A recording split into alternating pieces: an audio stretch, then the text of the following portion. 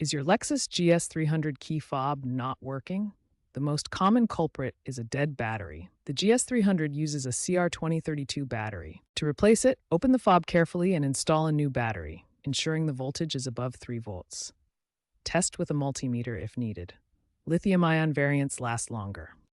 If a new battery doesn't solve the problem, the fob may need reinitialization. This involves cycling the ignition and pressing buttons in a specific sequence. Check your owner's manual or online Lexus forums for the exact procedure for your model year. As an alternative to a new fob, universal remotes from brands like Caralloy and Keyless Entry Shop offer updated firmware for better signal strength. Here's how the key fob works.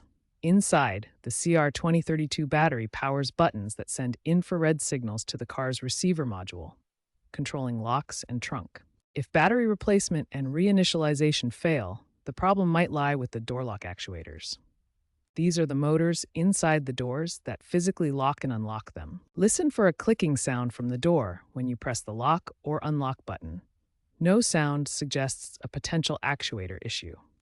Furthermore, OBD2 scanners with Lexus-specific software can identify actuator failures and other fob problems. A faulty actuator, often due to wear or moisture, can prevent the fob from working, even if the fob itself is fine. Actuator replacement is more complex and may require professional help, especially if wiring corrosion is present.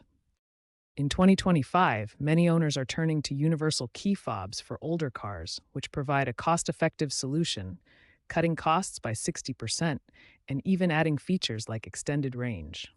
This diagram shows the internal components of the key fob and how they connect to the car's system.